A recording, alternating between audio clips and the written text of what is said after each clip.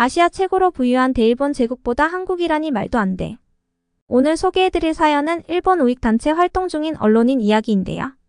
그는 세계적인 축구 선수들의 한국 방문에 무언가의 사기가 있다고 생각해서 진실을 확인하기 위해 한국에 왔습니다. 과연 그는 한국에 와서 어떤 진실을 알게 되었을까요? 제가 한국에 대해 가졌던 모든 믿음을 의심하게 될 줄은 꿈에도 몰랐어요.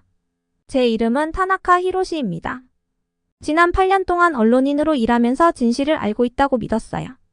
저는 우익단체의 입장을 지지하는 기사를 써왔고 일본이 다른 아시아 국가들, 특히 한국보다 우월하다고 확신했죠.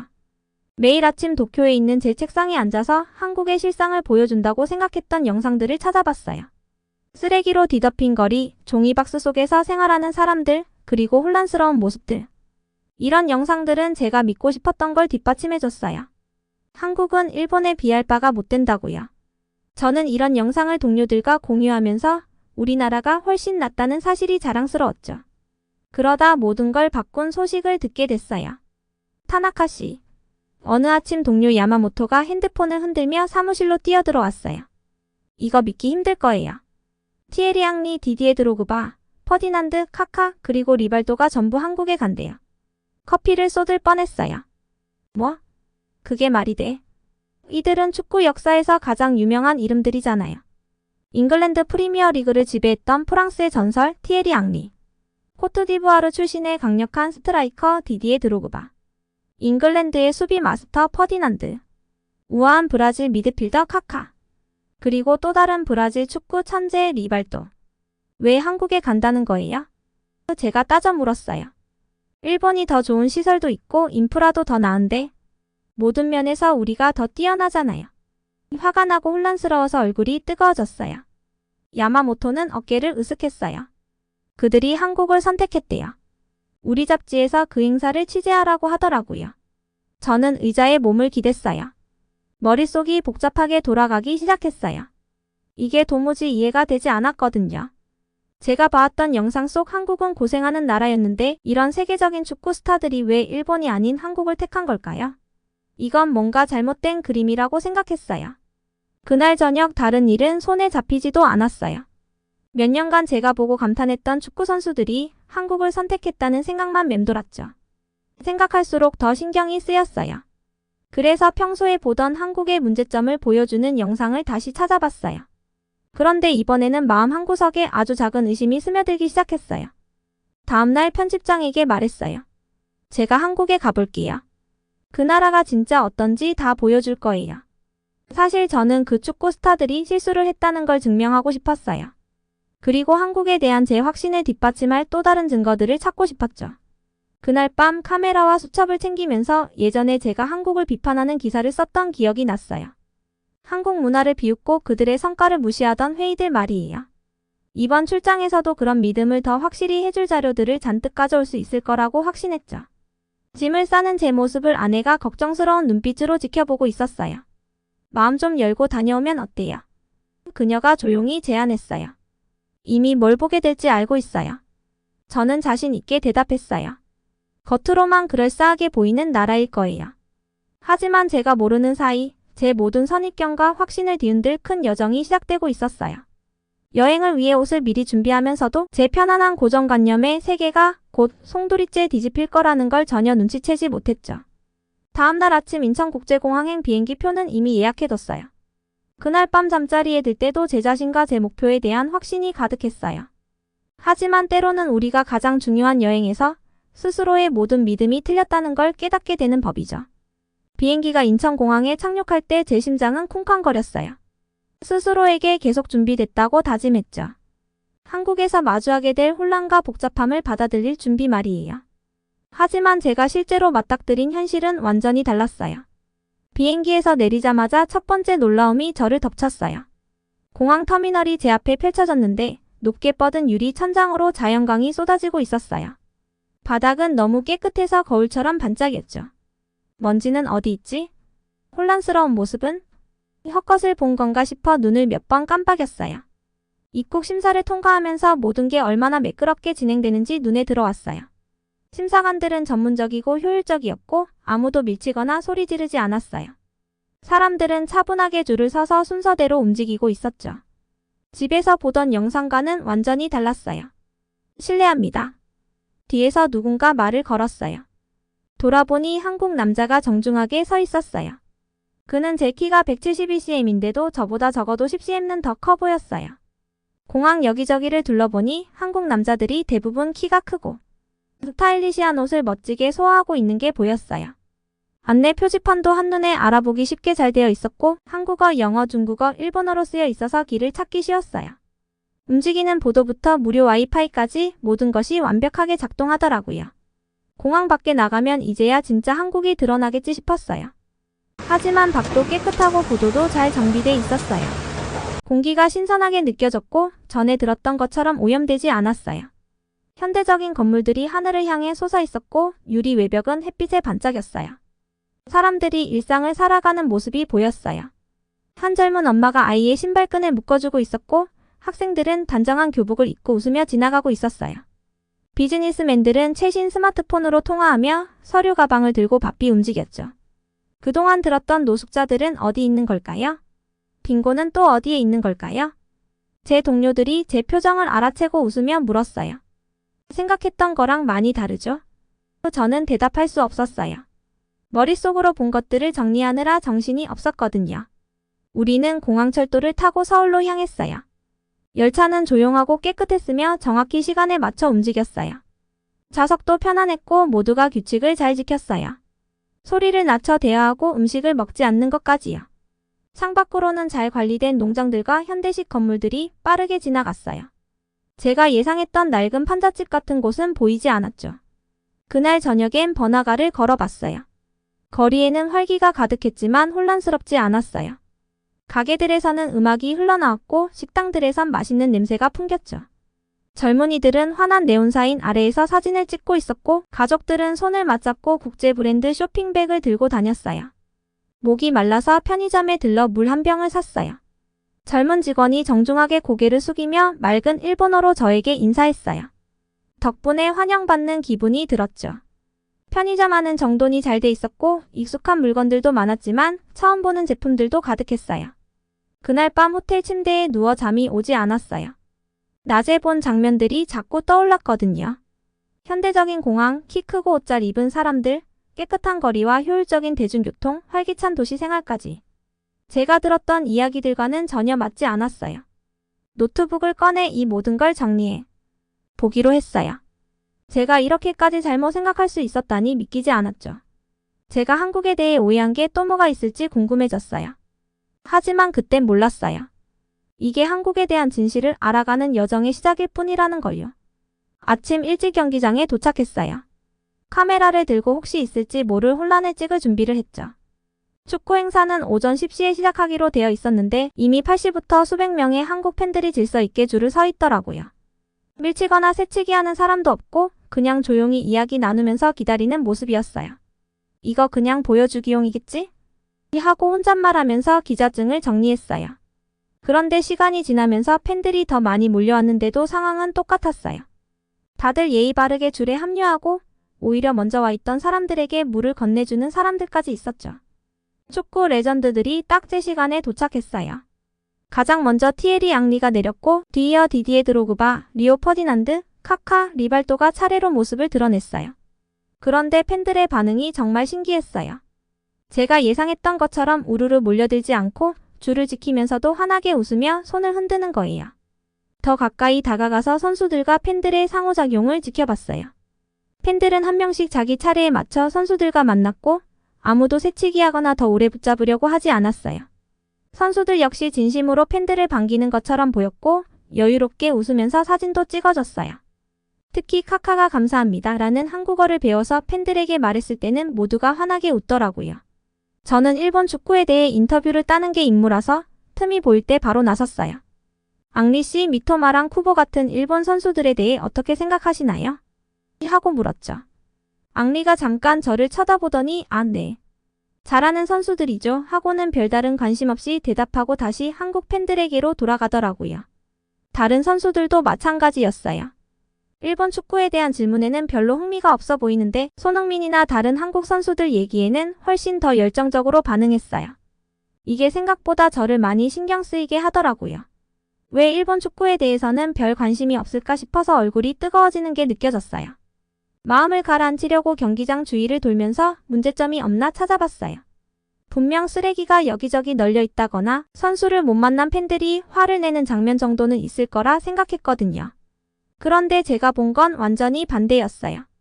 노란 조끼를 입은 자원봉사자들이 곳곳에 서서 나이 드신 팬들을 자리로 안내해주고 길을 묻는 사람들도 친절하게 도와주고 있더라고요. 누가 물병을 떨어뜨리면 3명이나 달려가 주워주고 화장실 줄이 길어져도 다들 조용히 이야기를 나누면서 기다리고 있었어요. 행사가 끝난 후에도 저는 남아 있었어요. 이제야말로 진짜 어수선한 모습이 나오겠지 하고 생각하면서 쓰레기와 혼잡한 상황을 찍을 준비를 했거든요. 그런데 경기장을 둘러보니 제 눈을 의심할 정도였어요. 자원봉사자들이 이미 청소를 시작했더라고요. 여러 팀으로 나눠서 쓰레기를 모으고 있었고 대부분의 구역은 이미 깨끗하게 정리된 상태였어요. 팬들 중 많은 사람들이 아예 자기 쓰레기를 직접 챙겨갔더라고요. 제가 멍하니 서서 깨끗한 경기장을 바라보고 있으니까 동료들이 저를 찾아왔어요. 아직도 문제 찾고 있는 거야? 하고 한 동료가 능청스럽게 물었어요. 다른 동료인 마리가 제 어깨에 손을 올리며 말했어요. 나도 한때 너처럼 생각한 적이 있었어. 그런데 일 때문에 미국에 가보고 깨달은 게 있거든. 뉴욕이든 LA든 심지어 작은 마을에서도 사람들이 한국 문화를 잘 알고 있더라고. K-팝, 한국 드라마, 한국 음식 얘기를 그렇게 많이 하더라니까. 그런데 내가 일본에서 왔다고 하면 대부분 애니메이션이나 스시 얘기만 했어. 그때 한국의 영향력이 정말 커졌다는 걸 느꼈어. 뭐라고 반박하고 싶었지만 눈앞의 상황이 모든 걸 증명하고 있었어요. 깨끗한 경기장, 질서 정연한 팬들, 그리고 여기 오기를 선택한 세계적인 스타들까지. 제가 믿어왔던 것과는 다른 이야기를 들려주고 있었어요. 그때 처음으로 제 안에 있던 확신이 조금씩 흔들리는 걸 느꼈어요. 하지만 이게 끝이 아니었어요. 제 믿음을 완전히 뒤흔들 결정적인 사건이 곧 다가오고 있었거든요. 그건 바로 이 행사에 참석한 어린 일본 팬들과의 만남이었어요. 그날 축구 행사가 끝난 후 밤새 잠을 잘 수가 없었어요. 자꾸만 그때의 장면들이 머릿속을 맴돌았죠. 특히 경기장 출구 근처에서 만난 일본 젊은 팬들 무리가 떠오르더라고요. 그 애들은 손흥민 유니폼을 입고 있었고 그걸 보는 순간 괜히 짜증이 밀려왔어요. 왜 한국 선수 유니폼을 입고 있는 거예요? 저도 모르게 목소리를 가다듬으며 물어봤어요. 우리도 훌륭한 일본 선수들 많잖아요. 그때 무리 중에 있던 10대 소녀가 저를 돌아봤어요. 눈이 반짝이면서도 자신감 있게 대답하는 모습이 꽤 놀라웠어요. 당연히 우리도 좋은 선수들 있죠. 그녀가 말했어요. 근데 손흥민 같은 선수 있어요? 그는 프리미어리그 토트넘의 주장이에요. 일본 선수 중엔 그런 성과를 이룬 사람이 없잖아요. 그건 그냥 예외적인 거잖아요. 저도 모르게 얼굴이 뜨거워지며 반박했어요. 그러자 16살쯤 돼 보이는 남자아이가 앞으로 나서면서 말했어요. 그럼 한국 선수들이 이룬 업적을 하나하나 세어볼까요? 그는 손가락을 펴며 조목조목 따지기 시작했어요. 손흥민은 프리미어리그 득점왕을 차지했어요. 리그에서 제일 많은 골을 넣은 거예요. 일본 선수 중엔 그런 기록을 세운 사람이 없죠. 제가 뭔가 말하려고 입을 열었는데 그가 계속 이어서 말했어요. 김민재는 바이에른 뮌헨에 가자마자 핵심 선수가 됐고 이강인은 PSG에서 빛나고 있어요. 그리고 손흥민이 푸스카스상을 받았던 것도 기억나죠? 세계 최고의 골에게 주는 상인데요. 그들이 말하는 사실들이 파도처럼 밀려들면서 속이 점점 불편해졌어요. 이건 단순한 의견이 아니라 제가 부정할 수 없는 진짜 성과들이었거든요. 하지만 일본도 아시아 축구에선 강하잖아요. 저는 점점 자신 없는 목소리로 항변했어요. 그러자 20살쯤 돼 보이는 조금 나이 든 팬이 고개를 저으며 말했어요. 이젠 아시아에서 강한 것만으론 부족해요. 세상은 훨씬 넓어요. 오늘 여기 온 사람들 봐요. 다 손흥민 보러 온 거잖아요. 오늘 만난 국제적인 스타들 앙리, 드로그바, 카카 그들도 손흥민이 세계 축구에 미친 영향을 얘기했죠. 그 순간 그 스타들이 아까 저한테 일본 선수들에 대한 질문을 그냥 흘려보냈던 기억이 떠올랐어요. 그때는 화가 났었는데 이제는 전혀 다른 감정이 밀려왔어요. 부끄러움이었죠. 그때 그 나이든 팬이 다시 말했어요. 해외로 나가면 사람들이 저한테 한국 선수들에 대해서만 물어요. 손흥민, 김민재, 이강인은 다 알지만 일본 선수들 얘기는 잘 안 나오더라고요. 그게 지금의 현실이에요. 그 자리에서 멍하니 서 있는데 발밑에서 땅이 흔들리는 것처럼 느껴졌어요. 평생 동안 일본이 한국보다 모든 면에서 우위에 있다고 믿어왔는데 눈앞에 일본 젊은 팬들이 말하는 진실을 부정할 수가 없었어요. 그 애들은 일본을 비하하는 게 아니라 단지 한국이 이룬 성과를 인정하고 있을 뿐이었어요. 그 소녀가 다시 부드러운 목소리로 말했어요. 일본을 자랑스러워하는 건 괜찮아요. 근데 다른 나라가 이룬 성과도 존중해야 해요. 한국의 성공이 일본을 덜 중요하게 만드는 건 아니잖아요. 그냥 우리도 그 수준에 도달하기 위해 더 열심히 해야 한다는 의미일 뿐이에요. 손흥민 유니폼을 입은 그들이 군중 속으로 사라지는 걸 바라보면서 제 안에서 무언가가 무너지는 느낌이 들었어요. 이건 단순히 축구에 관한 문제가 아니었어요. 제가 그동안 외면해온 모든 것들, 스스로 믿으려고 했던 거짓된 생각들이 한꺼번에 무너져 내리는 순간이었죠. 근처 벤치에 주저앉아 고개를 감싸쥐었어요. 시원한 저녁바람 속에서 경기장을 떠나는 즐거운 팬들의 소리가 들려왔어요. 한국 가족들이 사진을 찍고 아이들은 축구 동작을 따라 해보고 외국인 관객들은 오늘의 경기를 신나게 이야기하고 있었어요. 그 모습은 제가 오랫동안 마음속에 그려왔던 한국의 이미지와는 완전히 다른 풍경이었어요. 처음으로 스스로에게 어려운 질문을 던져봤어요. 내가 이토록 잘못 알고 있었던 게 축구뿐일까? 그렇다면 다른 것들은 또 어떨까? 일본에 돌아와서도 한국에서 본 것들이 계속 머릿속을 떠나질 않았어요. 제가 믿어왔던 모든 게 사실과는 달랐던 거죠. 어느 늦은 밤 책상에 앉아 컴퓨터 화면을 멍하니 바라봤어요. 손이 살짝 떨렸지만 몇 년간 우리 조직에서 돌려보던 반항공 영상이 담긴 폴더를 열었어요. 진실을 알아야겠어 저도 모르게 중얼거리면서 첫 번째 영상을 클릭했어요. 이번엔 새로운 시각으로 보기로 했어요. 더러운 한국거리라는 제목의 영상에서 이상한 점이 보였어요. 거리 표지판이 한글이 아니라 중국어였던 거예요. 심장이 쿵쾅거리기 시작했어요. 재빨리 영상을 멈추고 화면을 확대해봤죠. 네, 그건 분명히 한자가 맞았어요. 한글이 아니었어요. 다른 영상을 열어봤어요. 이번에는 가난한 한국의 동네라고 주장하는 내용이었어요. 그런데 차에 달린 번호판이 중국 거였고 배경에 보이는 경찰 제복도 한국 것이 아니었어요. 며칠 전 서울에서 본 한국 경찰들과는 전혀 다른 모습이었거든요. 영상 하나하나 열어볼수록 같은 패턴이 반복됐어요. 중국이나 다른 아시아 국가에서 촬영된 장면들을 편집해놓고 한국어 자막과 한국 음악을 더 씌워서 마치 한국의 현실인 것처럼 꾸며놓은 거였어요. 심지어 10년도 넘은 오래된 영상도 많았고 현대 한국과는 전혀 관계없는 장면들로 가득했죠. 손에 땀이 맺혔어요. 제가 이 영상을 SNS에 퍼뜨렸었거든요. 기사에도 인용했었고요. 이렇게 오랫동안 거짓을 퍼뜨리고 있었던 거예요. 다음날 아침 저는 바로 우리 조직 사무실로 갔어요. 문을 열고 들어가니 익숙한 담배 연기와 커피 향이 코를 찔렀어요. 단정한 표정으로 앉아있는 다나카 씨가 저를 쳐다봤죠. 다나카 씨 한국 영상에 대해 할 얘기가 있어요. 그거 가짜예요. 제가 증거를 가져왔어요. 다나카 씨 얼굴이 붉게 달아올랐어요. 무슨 소리야? 저는 노트북을 꺼내 중국어 표지판, 엉뚱한 제복, 오래된 타임스탬프들을 보여줬어요. 이건 거짓말이에요. 우리가 사람들한테 거짓을 퍼뜨리고 있는 거라고요. 다나카 씨는 책상을 쾅 치면서 소리쳤어요. 너 한국 놈들한테 세뇌당한 거구나. 그 소리에 다른 멤버들이 주변으로 모여들었어요. 그들의 얼굴엔 분노가 가득했어요. 그 중에서도 가장 이성적이라고 생각했던 코지가 책상 위에 있던 물병을 들더니 갑자기 제 얼굴에 물을 확 끼얹었어요. 셔츠가 다 젖었고 턱에서 물방울이 뚝뚝 떨어졌어요. 이거라도 마셔. 더러운 한국놈 냄새 좀 씻어내라. 코지가 비웃으며 말했어요. 너 배신자야. 저는 그 자리에 서서 물이 뚝뚝 떨어지는 걸 느꼈지만 부끄럽지 않았어요. 오히려 그들이 불쌍하다고 느꼈어요. 여전히 저를 속였던 그 거짓말 속에 갇혀 있었으니까요. 저는 배신자가 아니에요. 저는 조용히 말했어요. 그냥 진실을 말하고 싶을 뿐이에요. 한국은 우리가 말하던 그런 나라가 아니에요. 제가 제 눈으로 보고 왔어요. 그날 저는 사무실을 나서며 다시는 돌아오지 않겠다고 결심했어요. 옷은 젖었지만 제 마음은 몇 년 만에 처음으로 맑아진 것 같았어요. 일자리도 잃고 옛 친구들도 잃었지만 저는 더 중요한 걸 찾았어요. 진실이었죠. 그날 저녁 집에 돌아와서 새로운 기사를 쓰기 시작했어요. 이번에는 제가 어떻게 거짓을 믿다가 진실을 발견하게 됐는지에 대한 이야기였어요. 손가락이 키보드를 빠르게 오갔죠. 한국에 대해 제가 틀렸던 이유는 이렇게 시작하는 문장이었어요. 이 기사가 많은 사람들을 화나게 할 수도 있겠죠. 옛 동료들처럼 저를 배신자라고 부를 수도 있을 거예요. 그래도 침묵할 수 없었어요. 아직도 일본에는 저처럼 거짓말을 믿고 있는 사람들이 너무 많으니까요. 그들에게도 제가 직접 본 진짜 한국을 알려주고 싶었어요.